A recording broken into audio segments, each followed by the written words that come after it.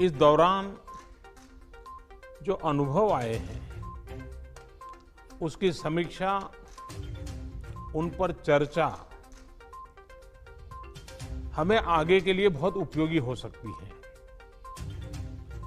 आज की इस चर्चा में मुझे भी आपसे काफी कुछ जानने का अवसर मिलेगा, ग्राउंड रियलिटी क्या है उसको समझने का अवसर मिलेगा। आज की चर्चा के निकले पॉइंट्स, आपके सुझाव देश को आगे की रणनीति बनाने में अवश्य मदद करेंगे। साथियों, किसी भी संकट से निपटने के लिए टाइमिंग का बहुत महत्व होता है।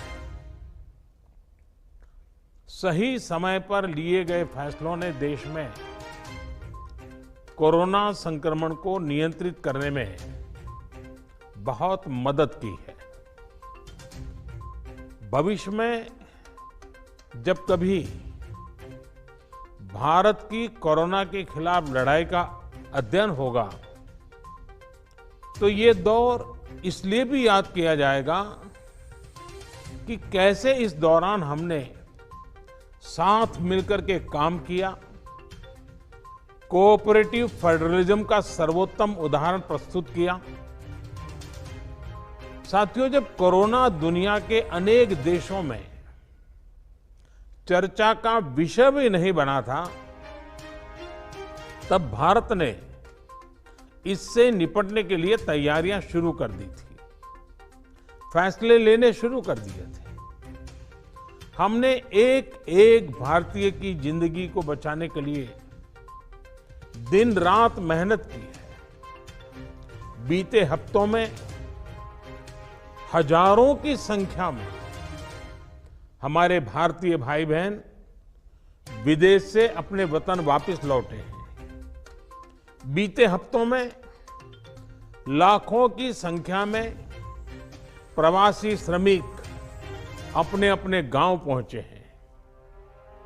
रेल, रोड, एयर, सी सारे मार्ग करीब करीब अब खुल चुके हैं।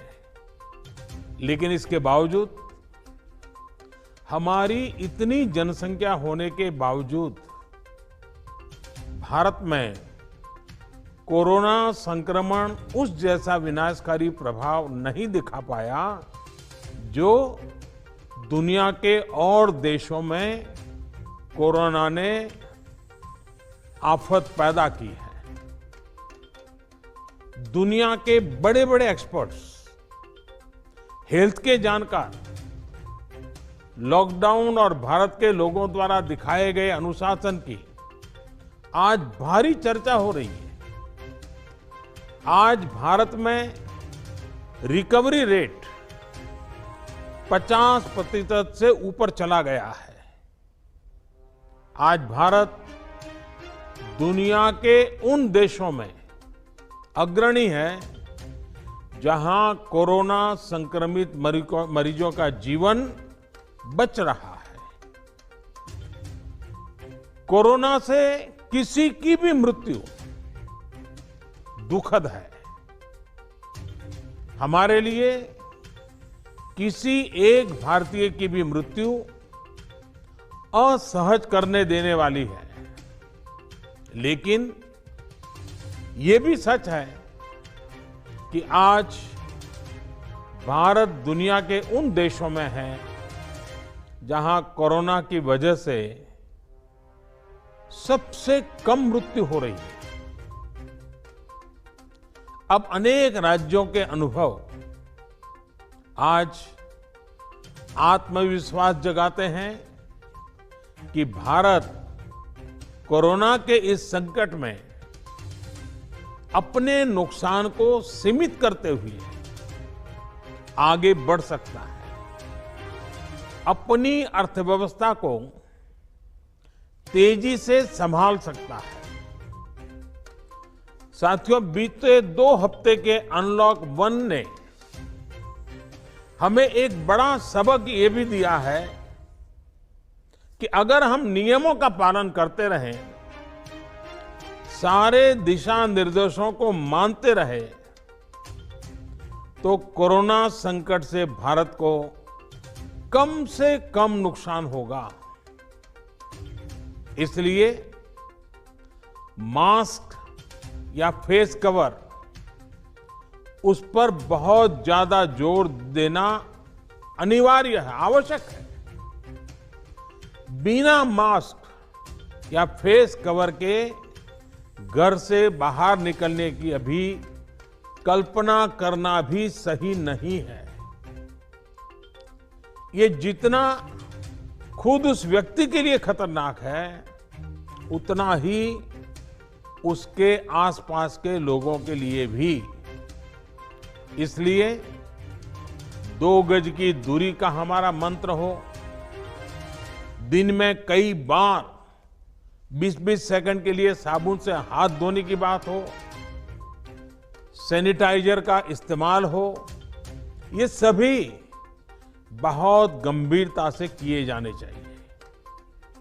खुद की सुरक्षा के लिए, परिवार की सुरक्षा के लिए, विशेषकर घर के बच्चों और बुजुर्गों की सुरक्षा के लिए ये बहुत जरूरी है।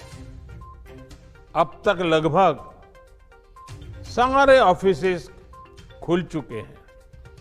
प्राइवेट सेक्टर में भी लोग ऑफिस जाने लगे हैं। बाजारों में, सड़कों पर भीड़ बढ़ने लगी है।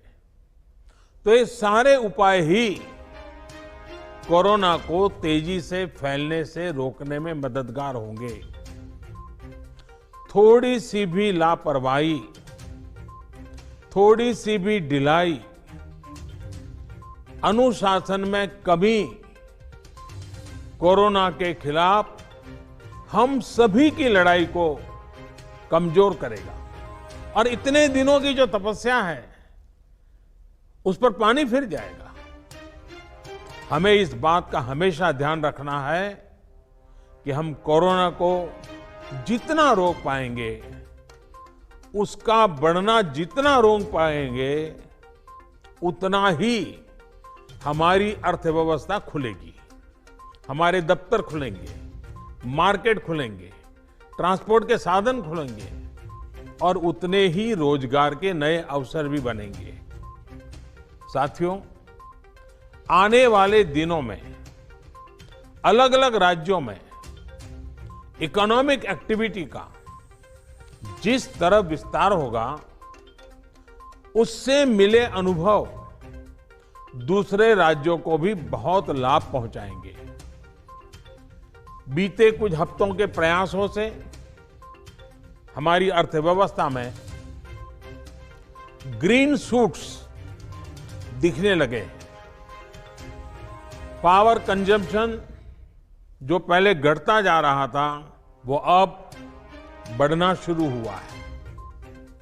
इस साल मई में फर्टिलाइजर की सेल बीते साल मई की अपेक्षा 2 गुनी हुई है। इस बार खरीफ की बुआई बीते साल की अपेक्षा करीब 12-13% ज्यादा हुई है। 2 व्हीलर्स का प्रोडक्शन लॉकडाउन से पहले के स्तर का करीब करीब 70% तक पहुंच चुका है। रिटेल में डिजिटल पेमेंट भी लॉकडाउन से पहले की स्थिति में पहुंच चुका है। इतना ही नहीं, मई में टोल कलेक्शन में बढ़ोतरी होना इकोनॉमिक एक्टिविटी में वृद्धि को दिखाता है। लगातार 3 महीने तक एक्सपोर्ट में कमी के बाद जून में एक्सपोर्ट फिर से बाउंस बैक करके पिछले साल के प्री कोविड पीरियड में पहुंच गया है। ये तमाम संकेत है जो हमें प्रोत्साहित कर रहे हैं, आगे बढ़ने के लिए प्रेरित कर रहे हैं। साथियों, आप में से अधिकतर राज्यों में एग्रीकल्चर, हॉर्टिकल्चर, फिशरीज और एमएसएमईज का हिस्सा बहुत बड़ा है। आत्मनिर्भर भारत अभियान के तहत बीते कुछ दिनों से इन तमाम सेक्टर्स के लिए अनेक प्रावधान किए गए हैं। एमएसएमईज को सपोर्ट करने के लिए अनेक फैसले हाल में लिए गए हैं। समयबद्ध तरीके से एमएसएमईज को बैंक से क्रेडिट दिलाने का प्रयास हो रहा है। 100 करोड़ रुपए तक के टर्नओवर वाले उद्योगों को 20% अतिरिक्त क्रेडिट के ऑटोमेटिक इंक्रीज का लाभ दिया गया है। अगर हम बैंकर्स कमिटीज के माध्यम से ये सुनिश्चित करेंगे कि उद्योगों को तेजी से क्रेडिट मिले, तो वो जल्द से जल्द काम शुरू कर पाएंगे, लोगों को रोजगार दे पाएंगे। साथियों, हमारे यहां जो स्मॉलर फैक्ट्रीज हैं, उन्हें गाइडेंस की, हैंड होल्डिंग की बड़ी जरूरत है। मुझे पता है आपके नेतृत्व में इस दिशा में काफी काम हो रहा है। ट्रेड और इंडस्ट्री अपनी पुरानी रफ्तार पकड़ सके, इसके लिए वैल्यू चेन पर भी हमें मिलकर काम करना होगा। राज्यों में जहां कहीं भी स्पेसिफिक इकोनॉमिक एक्टिविटी पॉइंट्स हैं, वहां 24 घंटे काम हो, सामानों की लोडिंग अनलोडिंग तेजी से हो, एक शहर से दूसरे शहर तक सामान जाने में स्थानीय स्तर पर किसी तरह की दिक्कत ना हो, तो इकोनॉमिक एक्टिविटी और तेजी से बढ़ेगी। साथियों, किसान के उत्पाद की मार्केटिंग के क्षेत्र में हाल में जो रिफॉर्म्स किए गए हैं, उससे भी किसानों को बहुत लाभ होगा। इससे किसानों को अपनी उपज बेचने के लिए नए विकल्प उपलब्ध होंगे, उनकी आय बढ़ेगी और खराब मौसम के कारण, स्टोरेज के अभाव के कारण उनको जो नुकसान होता था, उसे भी हम कम कर पाएंगे। जब किसान की आय बढ़ेगी तो निश्चित रूप से डिमांड भी बढ़ेगी और राज्य की अर्थव्यवस्था की गति भी बढ़ेगी। विशेष तौर पर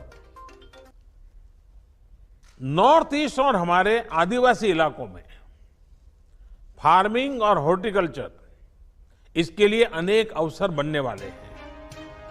ऑर्गेनिक प्रोडक्ट्स हो, बांबू प्रोडक्ट्स हो, दूसरे ट्राइबल प्रोडक्ट्स हो, उनके लिए नए मार्केट का द्वार खुलने वाला है। लोकल प्रोडक्ट के लिए जिस क्लस्टर बेस्ड रणनीति की घोषणा की गई है, उसका भी लाभ हर राज्य को होगा। इसके लिए जरूरी है कि हम हर ब्लॉक, हर जिले में ऐसे प्रोडक्ट्स की पहचान करें जिनकी प्रोसेसिंग या मार्केटिंग करके एक बेहतर प्रोडक्ट हम देश और दुनिया के बाजार में उतार सकते हैं।